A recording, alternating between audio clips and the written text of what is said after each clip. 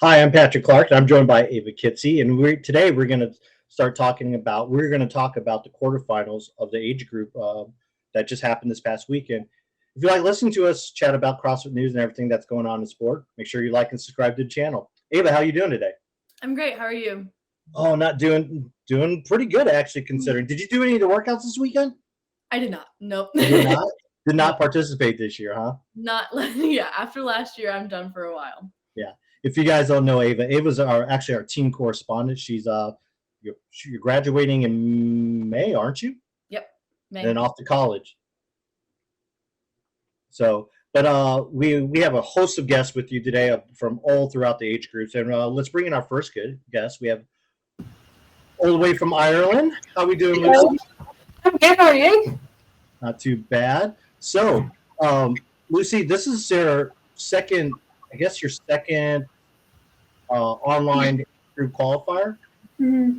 Yeah.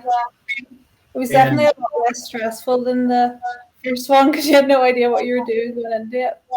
So, yeah, it was. And you actually won the 14 to 15-year-old division this year, correct? In the quarterfinals? Yeah. Congratulations on that. Thank you. Thanks. Was there a particular workout that you liked over in some of the others? I actually really like the rope climb and running one, which is weird because whenever I first saw it come out, I was like, oh, I didn't love it because I didn't really love running, but it was fun, yeah, and I liked the total as well. Did you set any PRs during that total? I did actually. I set 3, which was crazy. PRs, yeah. 3 for 3. Mm-hmm. Yeah, I know. I hurt my knee a few days before. I know, probably like a week and a bit before, and I hadn't squatted heavy in like maybe a week and a bit, and so to PR my squat by 5 kilos, I was really pleased. Yeah. And Ava, do you have any questions for Lucy? Yeah, so obviously last year you had a huge year going second all around and at the games. So what are you kind of looking forward to this season, kind of being like the heir apparent? I think this year I'm looking forward to going and enjoying it more. I think last year I was so stressed because you didn't know what was happening and then you're running about all over the place. But so yeah, this year I'm just going to try and relax a bit more and enjoy it. Yeah. Sure. Yeah, makes sense. Mm-hmm.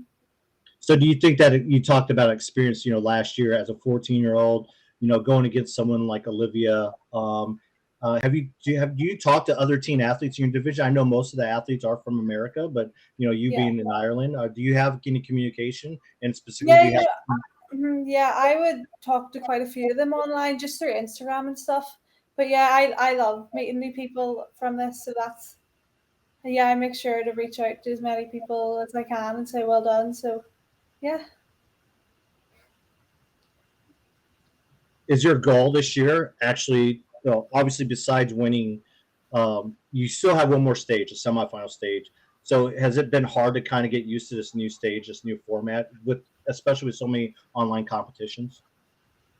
I think because last year I only ever done it once, so it wasn't really that big of a change. I actually thought the wait from the open to the quarterfinals it felt longer than what it actually was. So I'm excited that semis isn't too far away, but it's good. It gets an extra competition in and more competitive. So yeah. Ava, do you have anything else you wanted to ask Lucy before we let her go? It's late there in Ireland, so we got to Definitely. Yeah. So you also got to compete at some off-season events, right? So what was that kind of confidence builder like for you? It was definitely really good. So the first one I done was in maybe September. It was the European Championships, and the first event was like a paddle board, and I'd never done that before. So it was really good to get the experience, and obviously in Wadapalooza with the open water swimming.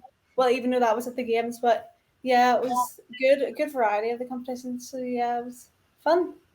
Awesome. Well, Lucy, we'll let you get back to whatever you're doing there, and hopefully get some sleep. And we'll see you soon. Yes, thank you. Thank you. See ya.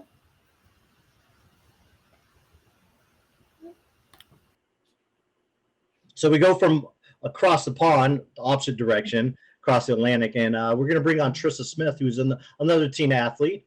And welcome to the show, Trista. How are you doing? Hi, good. How are you? Not too bad. So, Trista, you're no stranger to these the online competition, even though you are now 17 years old, correct? I'm 16. 16. So you're moving up in divisions this year, correct? Yeah. Ava, do you have any questions? Yeah, so last year you kind of made a splash in the 14-15, but now you are really at the top of the 16-17. So what is that like to be right alongside Olivia and Sophie? Yeah, actually, I didn't know where I was going to be at all going into this season. So I was just going to go, like, do my best, obviously. And I, like, in the open, I didn't have any intentions in placing as high as I did. And I just wanted to go and see where I was going to be at. And I ended up being towards the top, and I was pretty surprised. But then it, like, kind of helped build confidence that I'm, like, supposed to be where I'm at. And last year wasn't just a fluke. Awesome. Yeah, and you were in a qualifying position for individual semis, right? I was, yeah. So was that any was that a hard decision for you to decide between teen and individual, or did you know? I knew going into it that I just want to do it for fun and just for like more competing experience. And just like talking with my coach, and we both decided that that we want to stay in like the teens as long as we can. Like we have all like the rest of my life to compete in individuals. So we just want to get the most out of the teens and the most experience we can. Hey, Trista, you train out across at Fort Vancouver, correct? I do, yeah. Yeah, and that happens to also be the same affiliate that our reigning men's champion Justin Medeiros trains out of, correct? Correct. Yeah. So this year I got a new coach, Adam Neifer. Oh, so Adam is your coach. So how's that interaction been, knowing that you pretty much train alongside? So do you guys train together or at separate times, or how's that dynamic work between you two? So I don't live in Vancouver with him. I live about 3 hours away. And so we go up there about every other weekend to train in person with him. And we're just like virtually, like we talk all the time over the phone. So, and then during the summer when school's out, I'll be able to go up to Vancouver a lot more. But I think Adam was like a great fit. He's been like a longtime family friend for us. So it was just like super cool for me to get to train with him and Justin. So does Justin give any tips regarding like competing, or I mean, are you just soaking all that information from a champion like him? Oh yeah, he's has such a kind heart. He's always like there to help me. Like if I have like a question on any movement, he'll be right there to figure out what's wrong and fix me.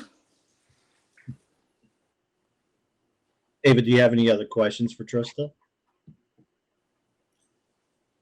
Really just kind of, I want to know more about, I know you have a pretty good support system at your home gym, but then what is it like getting to talk to the rest of the girls competing at the games and in your division? I think, to be honest, I don't really talk to many of the girls who were at the games, and I feel like CrossFit is obviously like really big about the community, and I feel like at the games we were all like so focused and like doing our best and just like getting as much as we can out of what there is. So there wasn't much talking between like all of us, if that makes any sense. Yeah, for sure. Definitely. Everyone's focused. Oh yeah, for sure. Like, don't get me wrong, like a lot of the girls are super sweet. I just feel like we were all so focused that we didn't have any time to like talk to each other. Yeah, that makes sense. Well, Trista, we appreciate you taking the time to join us today, and we'll let you get back to enjoying the rest of your Monday. And good luck with the rest of school, and we look forward to seeing you later on this summer. Thank you so much.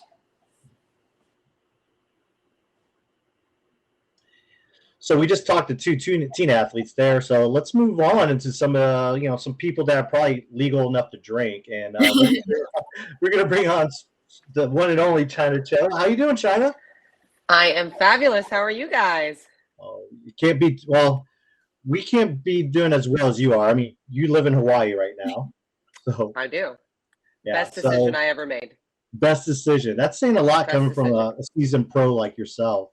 It is. It is. I can't complain. It's the like I said, the best decision ever. So this is your first year competing in the Masters division. You're a youngster when it comes to some of these other Masters athletes, and so how's it been so far? Based on the programming, what did you like about the programming? I liked that it was elevated and got a little bit more technical than the Open got. I thought the tests were really solid all the way around. They had a short, fast sprint in event 1. They had a longer, higher skilled event for event 2. What was event 3? The rope climb. I obviously love that workout just because I love rope climbs. Then they had the total, which was like a true strength test. You know, you're very like the foundation of CrossFit strength, the CrossFit total. And then you end with just like a repeat. Wasn't that a repeat they said from 2014? Correct. Kind of middle road with the time frame. I just thought that they hit all the time domains. They hit, you know, the high skill. They hit the strength portion. I think they did a really good job overall with the programming. And you could have easily just stepped away from competing, and you decided to come back and compete as a Masters. Was there a particular reason why? I mean, obviously you're fit and you love working out. So is this just a natural transition into the Masters for you? Yeah, I feel like it kind of goes hand in hand, like, you know, competing in any way, shape, or form, whether it's the Open, whether it's a local competition, whether it's anything, it kind of gives you a reason to train, and it gives you a reason to hold yourself to like a high standard and to move well and care about, you know, all the things. I feel like, you know, I've been doing this since I started in 2009, made the games in 2010. So it's been a long time. I feel like I've done a lot of the things and accomplished a lot of things that I wanted to do. So I don't really have anything to prove to anyone but myself. But I just like putting myself out there. If I do good, great. If I don't do good, I need to reevaluate what I need to change to do better, you know? So it would be safe to say that you're probably going to be in the Masters division here for a while. Yeah, why not? I think it's like so cool. Like I look at the leaderboard and I see like so many friends, like whether it's in the 35 to 39, my current division, or even just a little bit older with like Sam Briggs, Rebecca Voigt, Kelly Jackson, Carlene Matthews, like Haley Murillo. Like I see so many people that I like have competed with for, you know, 5, 10 years, and they're still doing it too. And it's just like, it's just so cool to see how everyone has evolved and how everyone is like still pushing themselves to like the highest level. Your husband Freddie, who's a Mhm. past, he's an OG. Started off when it was at the ranch, and he's made quite a name for himself in the Masters. He actually did the online competition as well, but he chose not to compete. I mean, was that something you and him discussed as well, or you just He's been doing CrossFit for a long time. He started in 2006. And I think, how old, babe, were you when you started? 40. He was 40 when he started. And we moved to Hawaii. He retired. He's like tried a couple different jobs. Legitimately 10 days ago, he started working on a boat. He worked 6, 12 to 13 hour days on the boat, didn't touch the gym. So when the qualifier came up, he's like, I'll just do it. I'm not going to sign up. There's overhead squats. I hate overhead squats.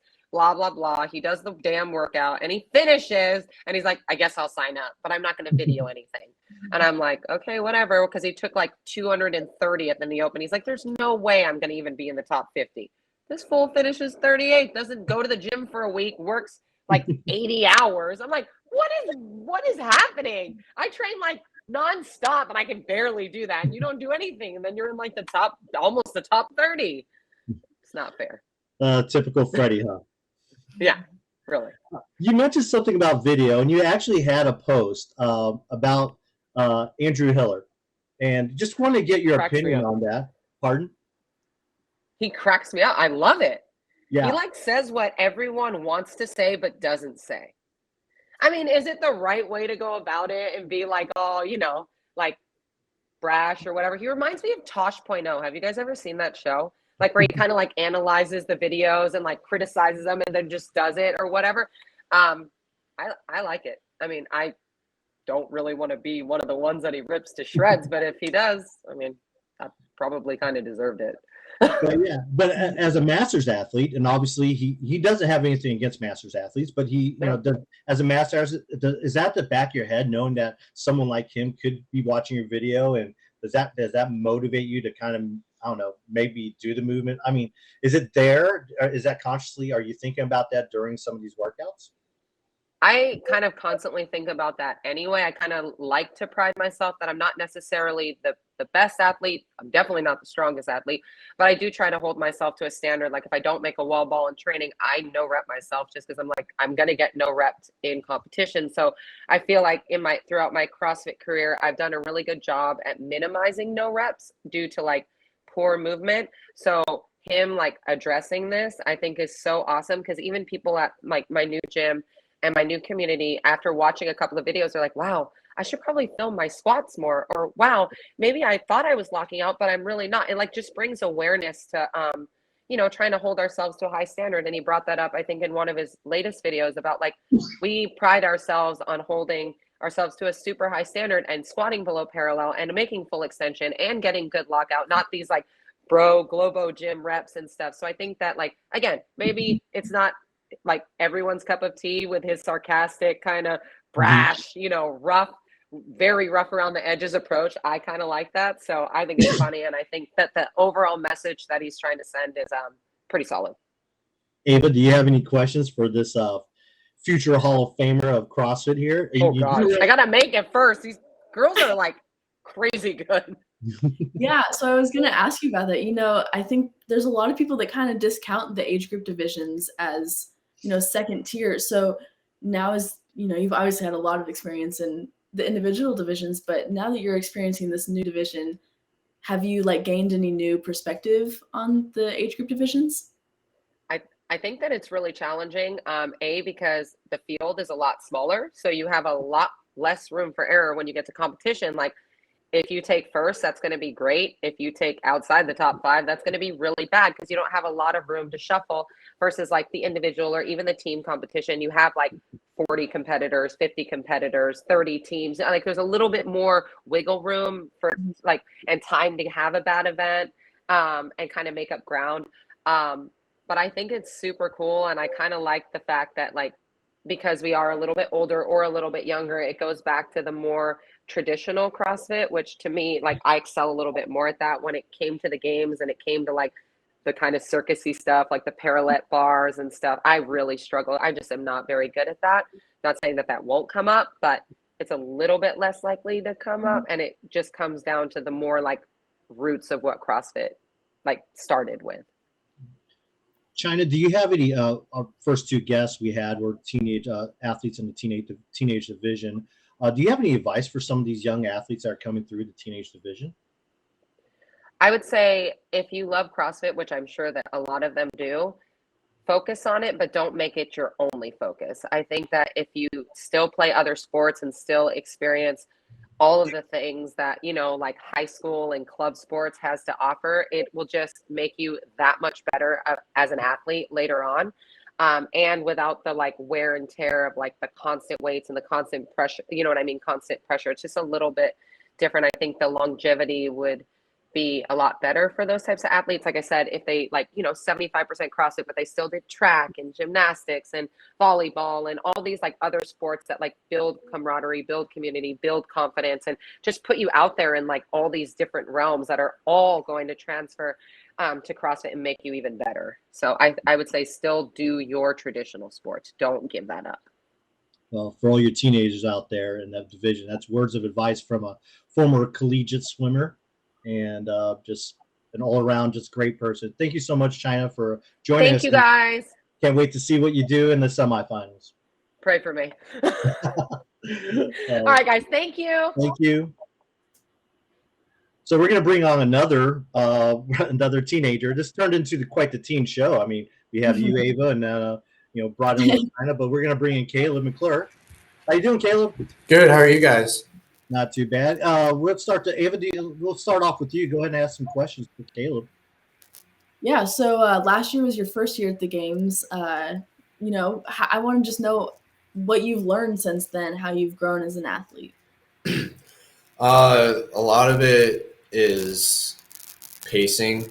I like to go out really hot, so I definitely learned at the games that I really need to pace, because if you go out too hot at the games, it's really easy to go out too hot at the games just because there's so much pressure. But if you can pace and then just survive until the end, you'll usually do pretty well. The other thing I learned is I don't think my weaknesses are kind of the one thing I need to focus on. And over the years, I've been doing CrossFit for 4 years, and probably the first 3 years, I hated working on my weaknesses. But in the last year, I've realized if I put all my focus into that, I will grow exponentially in how I do. Caleb, you had 3 top 10 finishes. Was there a particular event during the quarterfinals here that you liked more than the others? I really like the last one.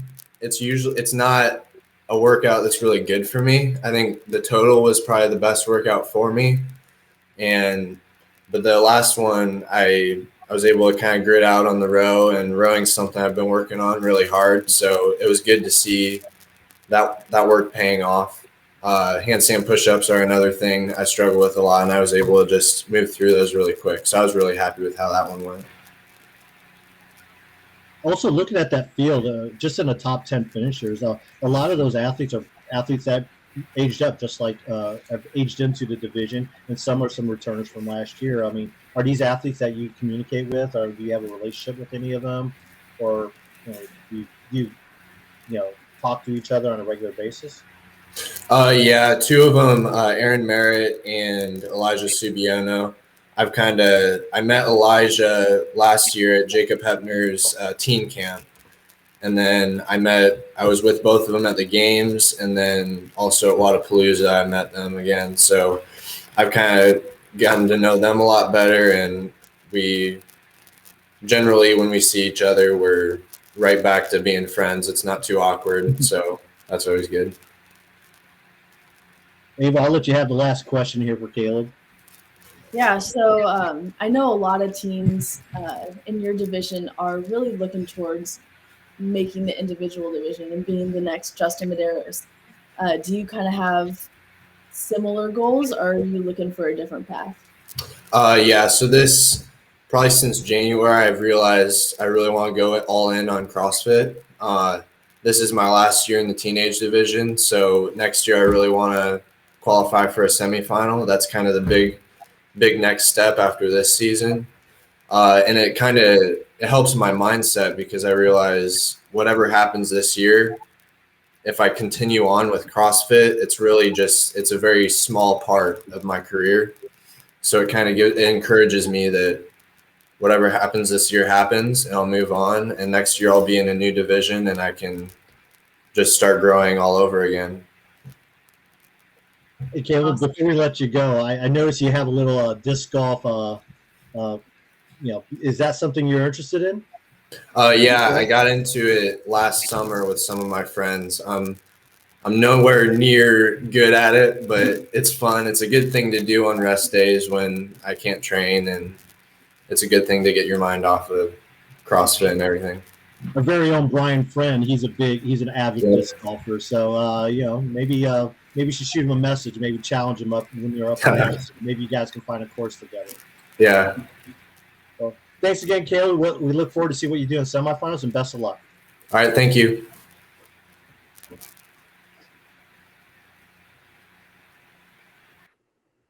And we just talked to Caleb. We're just going to keep teenagers rolling in here. Mm-hmm. So we're going to bring in a teenager that's just kind of just been all over the place in terms of when it comes to media coverage. We're going to bring in Olivia Kerstetter. How you doing, Olivia? Good. How are you? Oh, not too bad. Not too bad. It's not a bad day. I don't know if when you jumped on, but we've talked to Trista Smith, Caleb McClure. We've talked to Lucy McGonigle and Chyna Cho. But obviously you've been at the top of the headlines actually since the beginning of the season with such a good open finish, and then doing so well in the quarterfinals, and also actually getting a semifinal berth. Ultimately, what was the decision? What drew you back to just going, Because when we last spoke to you, you were kind of undecided, but then it looks like the decision was made. Yeah, it was definitely a hard decision, especially like I didn't expect to do that well in individual quarters, but in the end I just had to think of like what was smarter for like my future in the sport and like everything going forward. So I think that was the smarter decision, just to get more experience. Ava, do you have a couple questions you said you had for Olivia? Yeah, definitely. So you had a huge point separation between you and second place. It was 32 points. So what kind of confidence does that give you going into semifinals? Yeah, that was a huge confidence booster, and that was cool to see all, I think, top 3 finishes, and definitely gave me a lot of confidence, but that's just one competition, so I just got to keep doing that for the rest of them. Mm-hmm.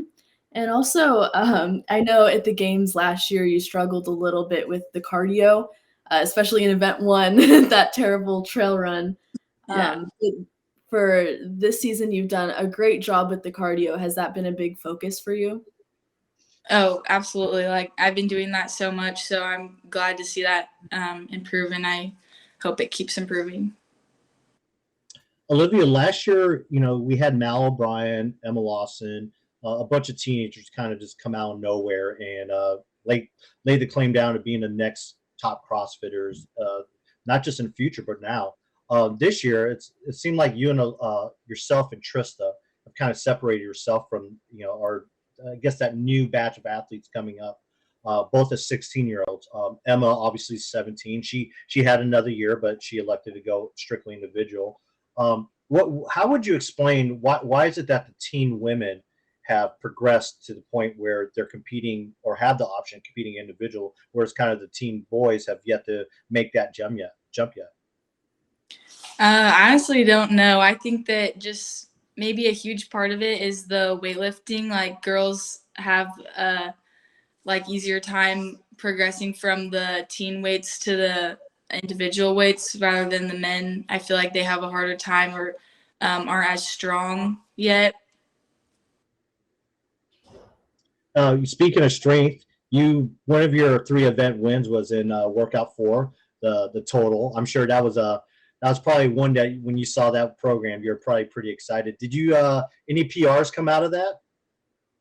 Yeah, I actually got all 3 PRs, and I would say those are like my 3 worst lifts. So I was pretty happy with I got pretty big PRs on all 3 lifts. Ava, you want to ask the final question before we let Olivia go? Yeah, so I know, we live in the same state, so I've seen you at competitions since you were like 8. Take that. I got my t-shirt on, so we're good. So you've obviously been working with Jacob since you were tiny. So kind of growing up alongside him and the whole training crew there, what has that meant for you growing up, not just as a CrossFitter, but like as a person? Oh, it's definitely a huge advantage. Like he sets such a good example, and I always have something to like follow after. And obviously he's a good training partner and pushes me, and obviously he's a lot of fun and we joke around a lot, so that makes training a lot really enjoyable and just a lot of fun and makes doing CrossFit more enjoyable. Awesome. Olivia, thanks again. I know thanks for taking time today. I know you're busy training, especially with Jacob. We know how much he likes to train, especially we know how much he loves getting his butt beat by you in every workout. So we'll let you go. Best of luck the rest of the season. We'll hopefully see you at the end of July. Yeah, thank you. Thanks for having me.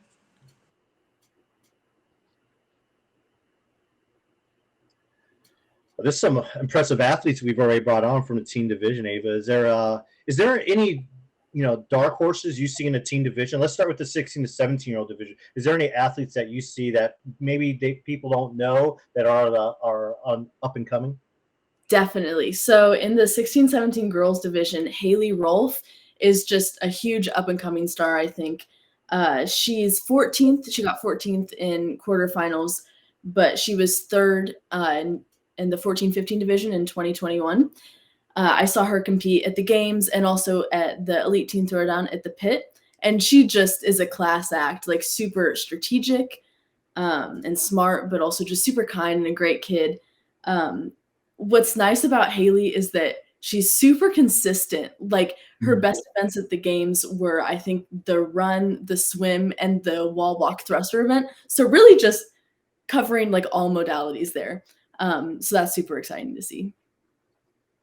Well, you talked about an athlete who's just, just on the come up and a dark horse, and we talked about a lot about the teen division. But let's bring on someone from, a little bit of a different age group, but just like Olivia, she's an athlete who qualified for multiple quarterfinals and semifinals. Let's bring on Jenn Ryan.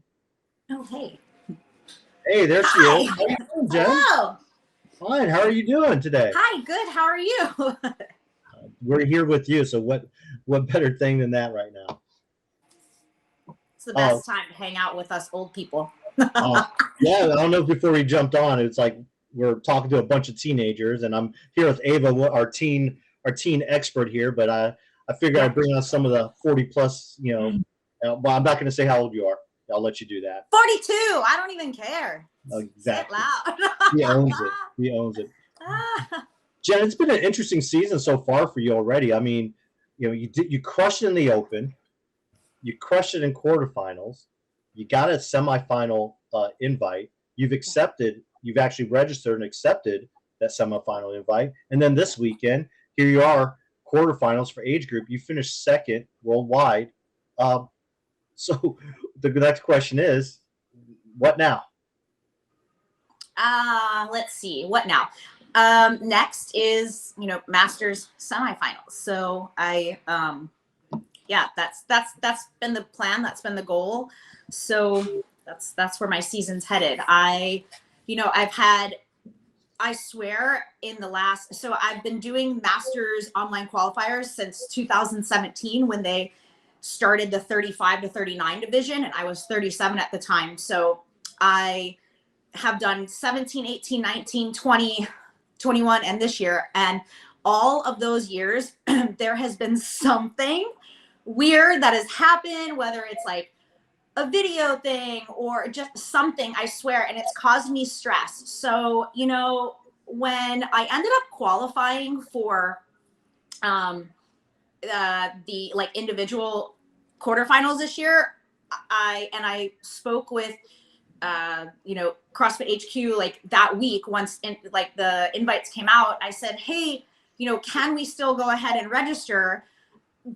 For some crazy reason, if something happens, it'd be great to be able to have that, and I know a lot of actually team athletes who competed, that weekend before the individual invites came out. They're on a team that qualified. And I mean, you pretty much know if you're in. So, but I know a lot of them that still did, the quarterfinals and actually probably qualified to go, but they're still going to go, team. So, I thought, well, I wonder if I can do that too and register and, just in case something happens. So, and they were like, yes, you can. And so I think that almost gave me peace of mind, because I know every year there's been some sort of stress that's come up, and I was like, I don't foresee anything going wrong, but I've had some really crazy worst case scenarios happen. So, everything went wonderfully this past weekend.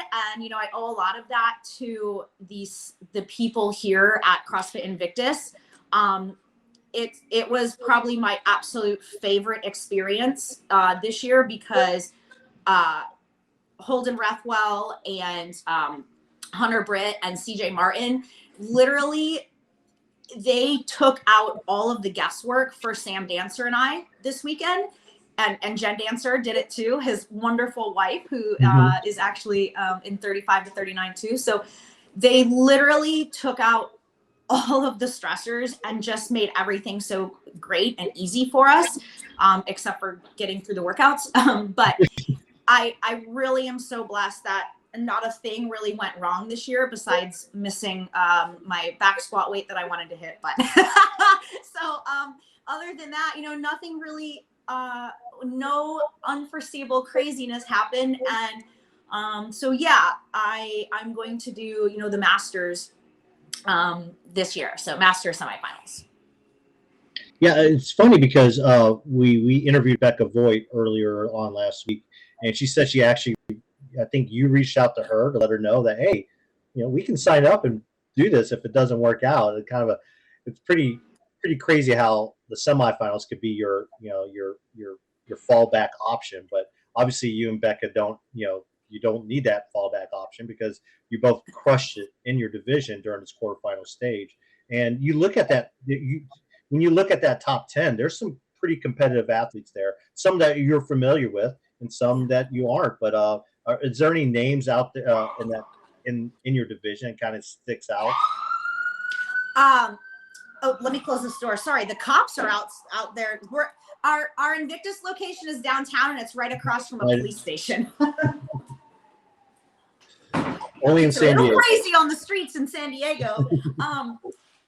Let's see. All of the names stick out. I've gotten really lucky. I've been very blessed over the years getting to see a lot of these women just come up, right? Like get better and better. And so I would say I'm actually very familiar with many of the women in the top 30, not all of them.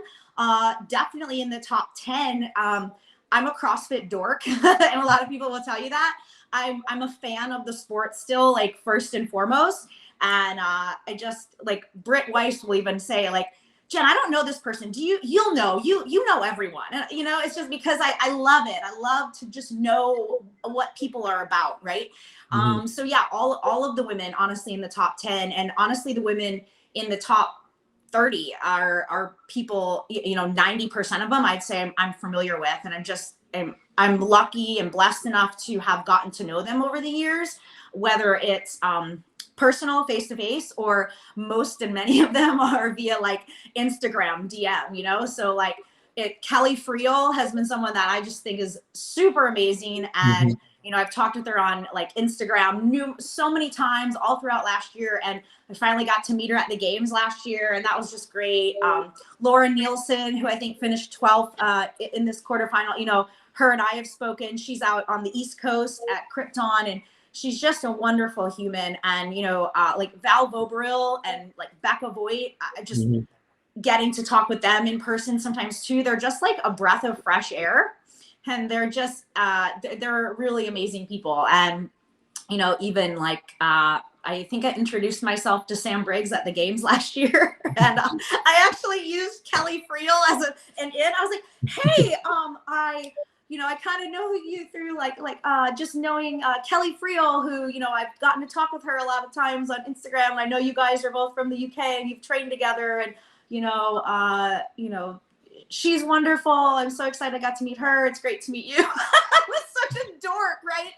Jenn Ryan, the ultimate name dropper. Oh my God. But, it was just funny because like, Kelly and I had really only spoken on Instagram and like met her once in person, but just, all these women are just so awesome. Like the women in my age group are all just so cool. And I'm really excited to hopefully get to meet more of them and talk with more of them. And, yeah, I just think it's fun to still be a dork and still like nerd out on the people in the Masters division. Well, I'm sure Ava has some nerd out dorky questions to ask you. Yeah, so you mentioned, not hitting the back squat weight you wanted to, and obviously you're a seasoned pro. So when something like that, like a little mishap, how do you work through damage control? Yeah, the CrossFit total was definitely a damage control for me. I stupidly weighed myself that day. I never do that. And I was like 127, which was a few pounds down in weight for me. And when you're going into an absolute like raw strength event, that's not what you want to see. So I knew like that was going to be a damage control workout. Oli lifting is actually a strength of mine. Absolute strength is not. And so, yeah, I had it in my head what I wanted to hit. My previous PR that I hit last fall was 290.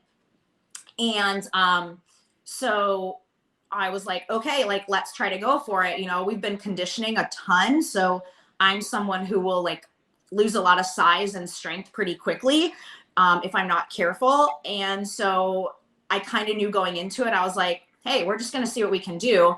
So I hit my opener, and I made a 10-pound jump to 286 because I hit 276, and that because I was putting the 1-pounders and the half-pounders, you know, like any little thing. 276 went up fine. Then I went for 286, and it just didn't feel great, and I failed it, and I was like, ah, dang it. So, you know, you only get one more attempt. So that was fine. I was like, you know what, fine. I'm just going to go 281, do some damage control. I knew people were going to out squat the crap out of me and out press me. But at the end of the day, like, you know, my deadlift, I got 351, which was a couple pounds PR. And that went up super easy. So I was kind of bummed that I didn't get another rep. But at the end of the day, like, you know, I've worked, and CJ Martin and I have talked about this for a really long time now, is that I've worked so hard to close the gap to where it doesn't hurt me as much anymore, you know? So in my head, like, I was bummed I missed it, but I was like, all right, just damage control. What can you do? You know, you can drop some weight and hit something, and, you know, that's fine. Just mentally, you have to stay in it, right? So keep with your strengths. Mm-hmm. Jen, you mentioned that environment, that training environment that you have over in Invictus right now. I mean, how's it been different this year than it was last year? Obviously, last year you were part of that Invictus team, so now you're concentrating more on your individual efforts, especially as a Masters athlete. Have you taken on a new role, kind of as like a mentor to some of the younger athletes, especially ones like Devin Kim, Britt, Jorge? But yeah, just talk about that overall training environment there at Invictus. It's wonderful. We have a really great crew. You know, a lot of us were on a team last year. Britt and I have been on a team numerous times in the past for different on various competitions. And, you know, we've got Danny here, who's just been wonderful to train with. Josh is here as well. And so it's really interesting. It started out, you know, a couple weeks before the Open, I sat and talked with CJ and the coaches and told them that I actually really wasn't really sure that I wanted to do Masters. I actually really kind of wanted to shoot for the team. And so we actually kind of, you know, just ran through some scenarios for a few weeks where I trained as part of the team. And for me, there was a switch that kind of clicked. When I'm doing something for someone else, I'm not going to be stopped. And so for me, like, that was that mental switch I needed to now bring out like the individual in myself. And then just getting to like be here for Brittany and Devin is a really important role for me to play, because I know what it's like to be on a team. I know what it's like to have some strengths and weaknesses. I know what it's all like, right? And so getting to talk with them through the day-to-day is really huge. So I guess, you know, kind of my role has just been being there for everyone. And, you know, I know what it's like to be on a team and go through all of that. So just being that person that is, you know, on the outside, but still knowing what is going on is, I think, really helpful. Well, I'm pretty sure they're pretty happy that you're on their side too and giving them all that advice. Yeah, we appreciate you taking the time. Obviously, you just got done training, so you and Sam just got done training. Yeah. So, well, thanks for joining us. We look forward to talking to you, and good luck in the semifinals. Thank you so much. Thanks, guys.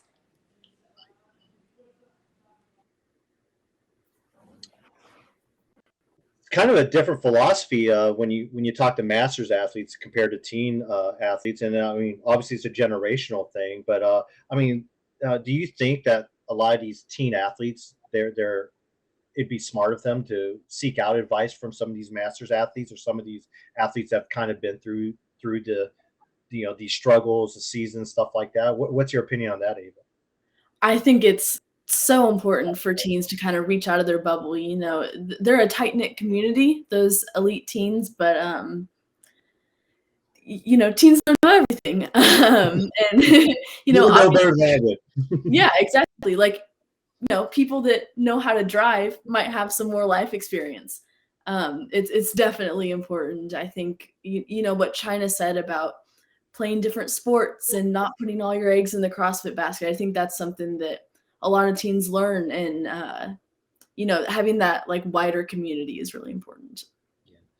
Before we sign off here, we're going to kind of go through some of the divisions here that we didn't hit on, or and just talk about some of these other divisions and things that kind of stick out to us here. So, obviously the men 35 to 39. That's got a lot of heavy hitters. You have obviously Sam Dancer, who it's his first year as a 35 as a Masters athlete, and as well known as he is as an athlete. He's only been to the CrossFit Games one time, and of course, it was a very memorable time where he pretty much he cleared the whole deadlift ladder, and then he's podium on a team, and our very own Lauren Khalil, she interviewed him, and his goal is to win the gold, and he wants to do it for his child, and you see someone like Sam Dancer, and he's just been crushing it. He finished 23rd in the Open. But then you look down the list, you got well-known games as like Greg Kinney, Paul Tremblay, Roy Gamboa, and if you go further down the list, you have someone like Dan Bailey, Frederick Gidius. It's a lot of games veterans right here. It should be very fun to watch. I mean, is there someone else on this list? I mean, that you would expect to kind of, or do you think this is really pretty much a Sam Dancer show? I mean, I grew up watching the Roy Gamboas, the Dan Baileys, all of them.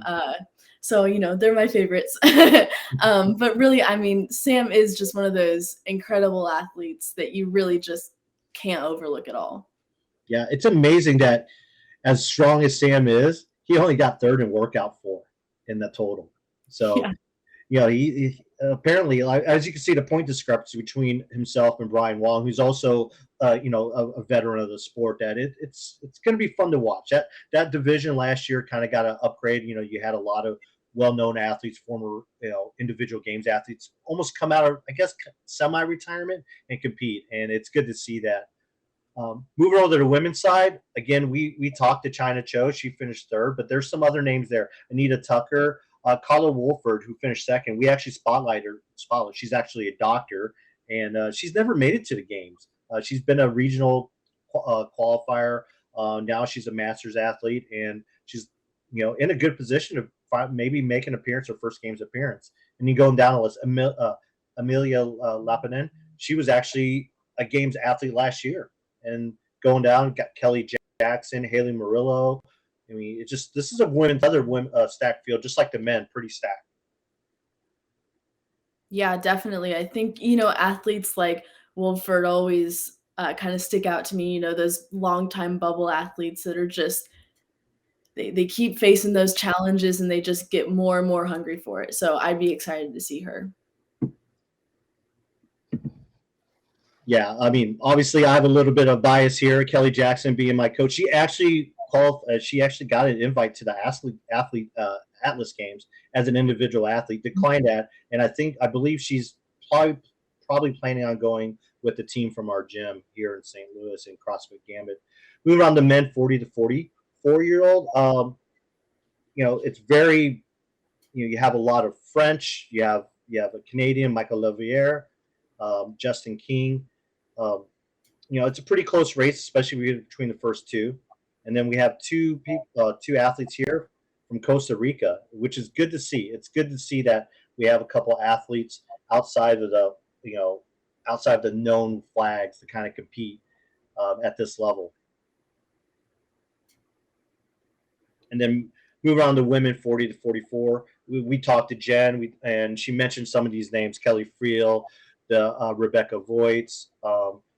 Sarah Blanc is a name that she competed at the games last year in the same division. Laura Nielsen.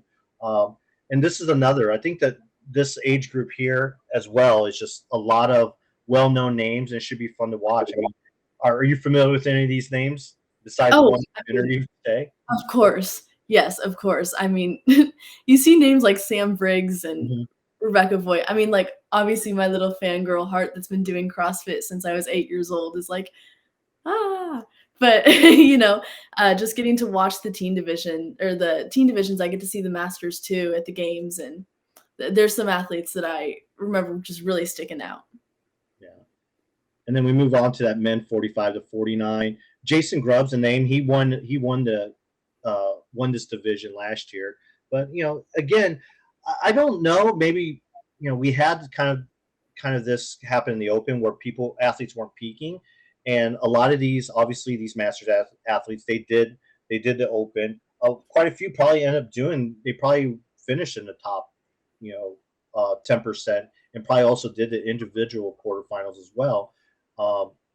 So a lot of these athletes, they're doing multiple online workouts, especially a Masters athlete. And Jason Grubb is probably one of those type of athletes that have done that as well. And moving on to women 45, 49, Michelle Souza is a name that kind of sticks out to me. She's been injured the last couple of years. She's an athlete that's competed in the Masters division for quite a while. Then you have like Jennifer Dieter, Kiri Rieger. Those are familiar names. But this is, again, if you look at what I've noticed a lot, especially in these Masters athletes, are the point discrepancies aren't that big. There's not that much separation. And I don't know about you, but that for me, it tells me that some of these, especially these younger Masters age divisions, we're going to probably see some really cool races in the semifinals and hopefully in the games. Definitely. Super close, super exciting. And then moving on to men 50 to 54, we have someone from New Zealand at the top of the Sean O'Neill at the top of the charts right there, at the top of leading the division. Obviously, just again, well balanced throughout. If you look through the top 10, especially the top 3, top 4. There's not too much of maybe about 15 to 20 point difference between those. What I think is interesting about that last division is the workout 4. Mm-hmm. None of those top people are the top scorers for that. I think that's a really interesting discrepancy that you don't see with some of the other divisions. Shows a lot of difference. Yeah, that was actually a good observation on that. And moving on to the women 50 to 54. Again, just Julie Ackerman. You probably know that last name, don't you? Yeah, I do. Explain to our listeners why that last name, or why Julie Ackerman should be someone they know. Yeah, so her son, Nate Ackerman, won the games last year in the 16-17 division. I got to sit down with him. He's a super cool kid, really interesting. He has a lot of promise, and I know he's pretty close with his mom. I follow her on Instagram. I know that she puts in a lot of work, and I'd be really excited to see her back at the games. Yeah, she competed in the games as a Masters, I think up to 2017, and now she's age 50 and she's back to competing. So nice little break. Maybe there to help. Maybe she was helping Nick train. And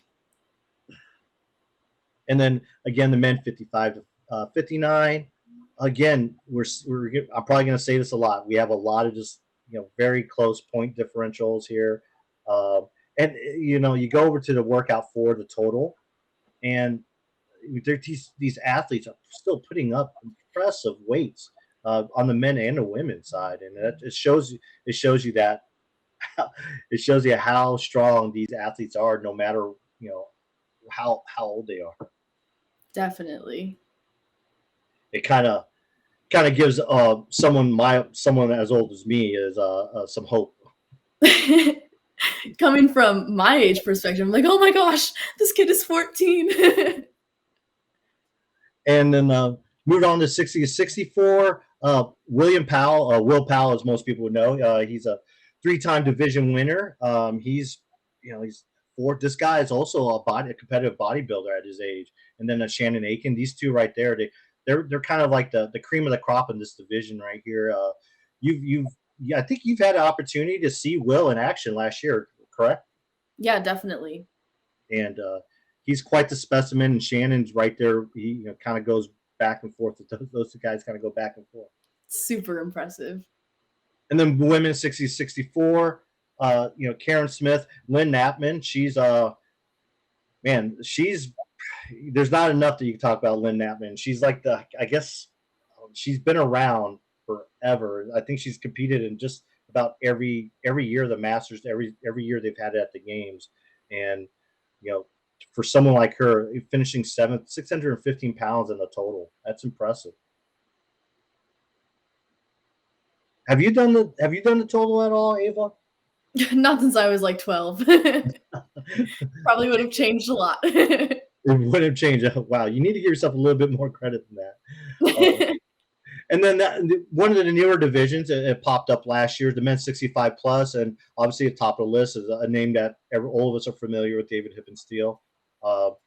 Just he had 3 event wins, and granted, all this is unofficial, but unofficially he has 3 event wins, and we're talking about how close the point differential was between some of the other divisions, and then you get to the 65 plus, and then you see a huge margin of points between himself and second place finisher Matt Bell. And then women's 65 plus. This is the name Patty Fila. She's been around for a while as well.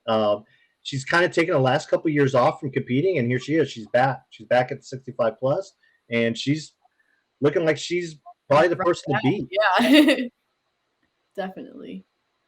And now we're going to get into your specialties. Oh yeah. The boys 16 and 17. What do you know about Johan Roberts?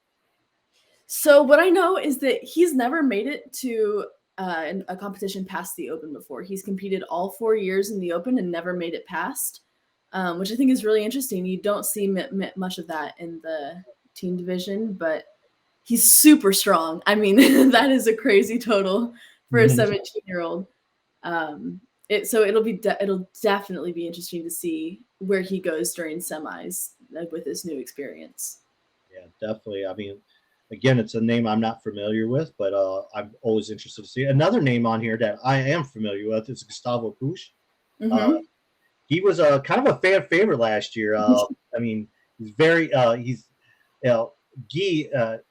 Guilherme. He mentioned Gustavo as one of the reasons why he kind of fell in love with CrossFit again, because here was this young 15-year-old at the time showed up at his gym and made it fun. And one thing we know about the Brazilians is that they love to have fun. They love that crowd interaction, and Gustavo was definitely that type of athlete. Yeah, definitely. He's super charismatic. Another Brazilian right below him, Miguel Buzaru. He now lives in Michigan, training at the Pit Fitness Ranch. He moved there after the games. It's been really interesting to see his progress, now that he literally just moved continents. He moved with his mom, and now he has a great community there, but it'll be interesting to see how he does in semis, trying to make it back for his last year.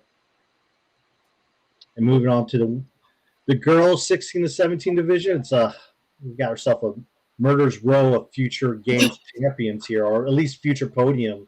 We didn't really talk about her much, but Sophia Schaff, she's actually one of your good friends, and I mean, that's every time I watch her lift, it's just like it's amazing. Especially, I mean, she's not very tall. I mean, she's maybe 5 foot.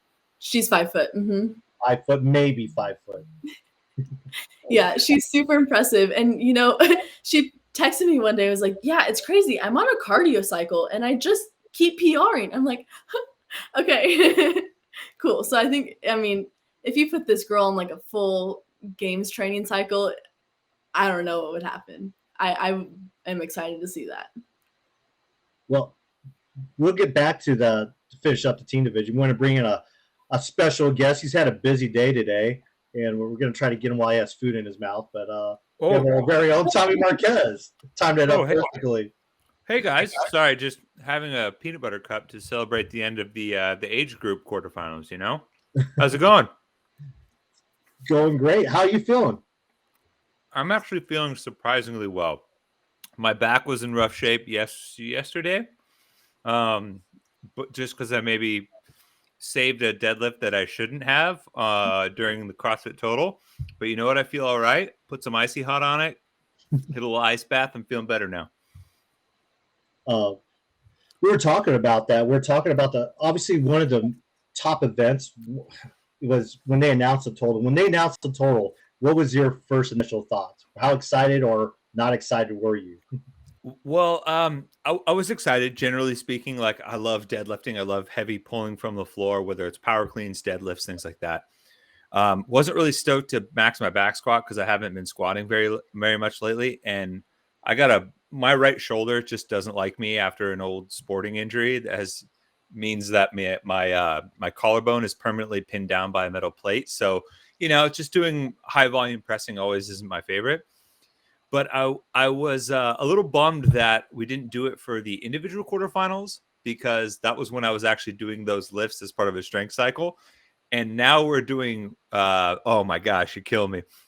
And now we're doing Olympic lifts and not these lifts, but somehow it worked out for a PR. So yeah, that was a lifetime PR on my back squat. My goal was 40 pounds less than that. So I felt like I had to throw a failed rep in here because everyone just posts the makes. I thought I was going to be different. It's my good buddy Dario, who's got like a max deadlift of like 570, and he just came just to lift with me to like get me pumped up. So he was just casually lifting 535 there just for motivational purposes. And then this happened. You'll see the exact moment when my back gets sore, because I go for the pull off the ground, and then it slips away from me just a little bit there. Yep. And as the camera zooms in, I'm looking to my friend like, yeah, I'm going to have a hard time getting out of bed tomorrow. But it was all worth it. I had a lifetime PR on 2 lifts, PR'd my total. It was a great weekend overall. And I really enjoyed it. I honestly loved, I saw you guys talking about the 16 to 17 division. I love seeing some women like Sophia Schaft, like Olivia, put up totals that would have put them in the top 10 at the games back in 2018 when we saw it. And not just that, but even, you go to 2020, we had the final 5, they would have handily put totals ahead of athletes like Carrie Pierce, Katrin Davis' daughter, and Haley Adams, who maybe aren't known for their strength, but one of the benefits of being so strong and being fit is that at the games, you don't necessarily get the 1 rep max specialist because they've been filtered out for fitness. So yeah, I hats off to them, just continuing what you guys were saying. Yeah. So this is your second year in the Masters division. I mean, are you enjoying your experience so far? I would say, it's funny. I wrote this, articles out on the Morning Chalk this morning. This quarterfinal round particularly might have been the most fun I've had competing on an online competition since maybe one of the team series competitions like back in the day, where like it ended up just being like a fun competition with some buddies that we did way back then. But as far as like an individual online competition, this was one of my most favorite. We had people from the gym hopping in, doing these workouts, some that didn't even qualify or some that didn't even like sign up for the Open this year because of injury or whatnot. And I think it speaks to the approachability of each one of these tests for athletes in the age group kind of greater circle, that they would want to step up and try these, because I think that's how some of these good tests get cemented into the sport, is through like ubiquitous acceptance of them. And so for me, that made my experience particularly special because I had friends hopping in and doing them with me. And there was still enough to chew on in each one of these workouts where there was a nice spread. So like I got my butt handed to me by my training partner in the first event. I sniped her at the finish line on the muscle ups in the second one. We had a bunch of people maxing out on the total just for fun. A buddy of mine showed up on Sunday, on Saturday afternoon, just to do the last workout with me, even though he hates handstand push-ups. And we're both guys that are, north of 200 pounds. And it was just overall really, really fun. And I think if you want to start to have bigger participation in the sport, at the age group level, you need to have workouts that are a little bit more accessible than the individuals, while still also, having enough for like the elite to separate themselves, like, Sophie or Olivia did in the 16 to 17 division. I think Ava had a couple questions she wanted to ask you. You're veteran advice. She's a hard journalist. I don't know, man. I'm nervous now. Yeah, well, you saw her at the games when she grilled Dave Castro last year. Oh, I love it. Yeah. So obviously you've had a lot of experience throughout your years. What kind of community? What kind of community changes have you felt throughout those years? Whether it's through the Open or online competitions or at the games.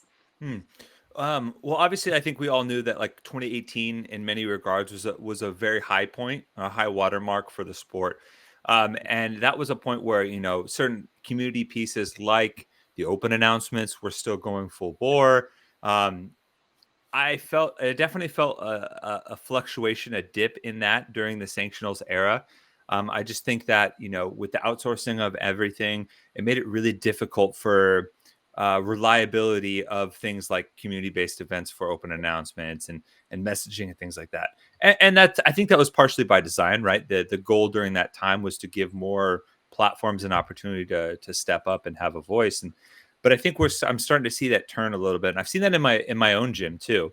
The reason why I started going to my gym was because back in 2015, I dropped in for an open workout, and one of my buddies, who happens to be the head coach there, was hosting a weekend barbecue, and I really enjoyed the community feel around those workouts. Everyone genuinely seemed to be pumped for everyone throwing down there. Newcomers, especially, were very much encouraged to step into the arena and throw their hat into the ring, and without shame or fear of failing. And it seemed like overall it was a supportive environment, which I think the Open is about. And I definitely noticed that kind of, not the feeling disappeared, but the Open as a platform for that, accepted across the gym, kind of disappeared during 2019 and 2020, just because people were just less interested, I think. But I've started to see that come back a little bit. Like the last 2 years, we've had increasingly bigger events within the walls of our gym and having people throw down. The barbecues were back this year. We threw a big party for the finale of the Open this year, and we saw a ton of people starting to get back out there and get PRs and really test themselves. And I think that's a good sign, and that's kind of where I feel like the community element is really starting to rise again. Yeah, awesome. I know definitely COVID has a lot to do with that. Mm-hmm. Mm-hmm. What changes have you noticed in your own fitness because of COVID, especially being able to test it every year with the Open? Ooh, interesting. Told you she's hard. Oh man. So for me, I think the biggest change for me was reframing what it means for me to be happy with my fitness, if that makes sense, right? I come from a competitive sporting background. I played every sport growing up. I will compete in anything if you give me the opportunity. It's just kind of in my nature. I really enjoy competition. And so I very much relished having opportunities like the Open to compete with my friends and measure myself on a regular basis. And part of that was predicated on having the full year as expected to train and prepare and things like that. And that just simply went away. And I think as a result, it took, if you think about the sickness, wellness, fitness spectrum that they teach at the level 1, that's, pretty paramount to our, like our methodology. To me, the wellness aspect took a much bigger role in me realizing that, I don't necessarily need to center my training and everything like that around just preparing for the Open and beating my friends in the Open. With something like a pandemic happening and seeing so many people, get sick or lose their lives and things like that, it made me appreciate the middle part of that spectrum and how much I had benefited from our methodology. So my training reflected that a little bit more, and not necessarily feeling like I needed to kill myself in the gym all the time, or not feel like if I took a day off and went for a walk instead and did some meditation and did some other general wellness things instead, like I was missing out. And to me, that made me a little bit more happier in the long term, so that I could celebrate those things when I did get back in the gym and were able to maybe hit like a PR or anything like that. And that's what honestly made the PRs in the CrossFit Total so much more rewarding for me, is that because I nurtured the other areas of my wellness and health, I was able to celebrate in a much more fulfilled manner once the fitness did come back, I guess in a more normal sense. Well, Yeah, Tom, we appreciate you coming in and sharing some of your wisdom and advice.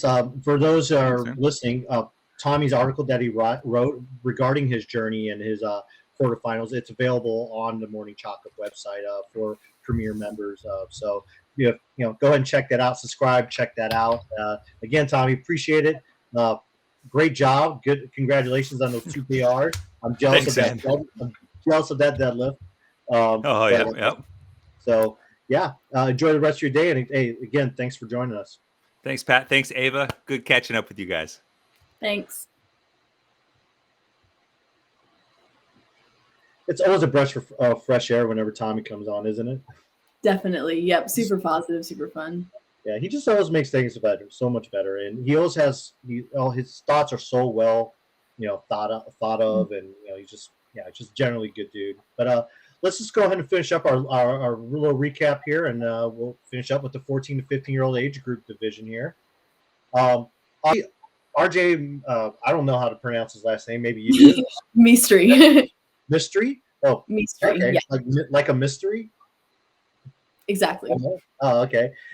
He's in first, and he actually has to be the favorite heading into this year's division. I mean, he was a 14. He competed, finished 5th, I believe, last year in this division. So, so it's some impressive numbers across the board. He actually had a workout and win in workout 5. But there's also a couple other names there.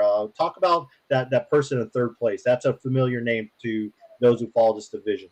Yeah, definitely. So obviously Kyo has some older sibling. He has an older sibling who's doing super good in the 16-17 division, and also a younger brother, Kulani. They've got a whole family thing going on there. He's part of a big training group in Austin with a ton of teens. He also competed at the games last year and was 9th, and then he was 5th at Wadapalooza over the winter. I'm super excited for him because at the games, his biggest weaknesses were the cardio stuff, and he really seems to have kind of picked that up a little bit with the workout 3 and workout 5. So I'm super excited for that. One thing that sticks out to me is you look at the first 3 places, and if you scroll up, yeah, definitely. I mean, it's what does that say for the future of the sport? For you have 14, 15-year-olds, and you have all these different flags represented on this leaderboard right here. If I'm CrossFit, this is very encouraging news. It's showing that your sport at a young age is going more global. It's super promising to me. This is kind of what the division looked like last year, and just seeing all those kids from such diverse backgrounds at the games and seeing them, come together and find a community with themselves was heartwarming for me and promising for the sport, and really just inspiring for where CrossFit can go. Yeah, and you mentioned this earlier when you were talking to Tommy about the pandemic, and probably the age group or the people that probably were affected by the pandemic, that we don't talk about are these teenagers, and so for them to find some sense of community and health during the global pandemic has to be very, it has to be very rewarding, and you're seeing it pay off. Moving on to the girls 14 to 15-year-old division. Obviously, we talked to Lucy earlier. Wow, that's pretty impressive. It's so impressive. And I think she might have had, I have to go back and look, but she might have had the lowest point total of anyone in any division in the age groups. And having 3 event wins and then 2 second-place finishes, I don't think there's anyone that's been more dominant than her.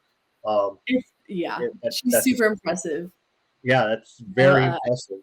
Yeah, last year she went 2nd all the way through Open online qualifier and then the games, and now she's got 1st place in the Open and 1st place in quarterfinals. So I think she's looking to keep that streak going. Yeah, and you can tell that she's hitting every component of CrossFit, the strength with the total, and then hitting some of these longer workouts. That's very impressive. It's nice to see her stack up. And then we have some familiar names in here. Morgan Hickson. The last name Wade's a familiar name and 11th place. Can you talk about Miley a little bit? Yeah, so Delaney Wade is obviously a pretty big new name in the sport of CrossFit. She kind of gained a lot of notoriety for being the first type 1 diabetic to compete at the games at 15 years old. Delaney's a super good kid, and I'm really excited to see what Miley can do. It just cracks me up that you called her a super good kid. She's young. Younger than you are an adult. You are an adult. Yeah. I had a chance to go to Iceland earlier in the year, and I was talking to Katrin and Annie, and it's cool to see another daughter. And they were talking about that there. Yeah, they want to raise and cultivate that next group of daughters to dominate the sport. And it's kind of cool to see. Here you are, a 15-year-old out of actually CrossFit Reykjavik. I actually got to see her work out a couple of times. She's very impressive as well. And you can't help but think that someone at 15 years old able to train alongside or watch Katrin or Annie train on a daily, that has to be something that no other athlete can take advantage has in their corner. Definitely, yeah. I know there's been a few CrossFit Reykjavik athletes in the past in the teen division, and they've just gone on to do great things. So it's super cool. Well, Ava, I just want to say thanks for taking the time to join us today. Obviously, you have so much going on. You're graduating high school in May. You have some trips. We're going to see you on the road for some semifinals, aren't we? Yeah, for Syndicate and Granite Games. Yeah, Syndicate and Granite Games, and I guarantee you're probably going to be at the games, right? And I don't think a lot of people know, but where can they follow you? Especially me being a photographer, I'm a huge photographer fan, and you crushed it this year at Wadapalooza. But where can people who are watching follow you and your photography skills? Yeah, so my photography Instagram is Ava Kitzi. My last name is Kitzi photography. And then my regular account is just Ava Kitzi. And I have my photography account linked in there.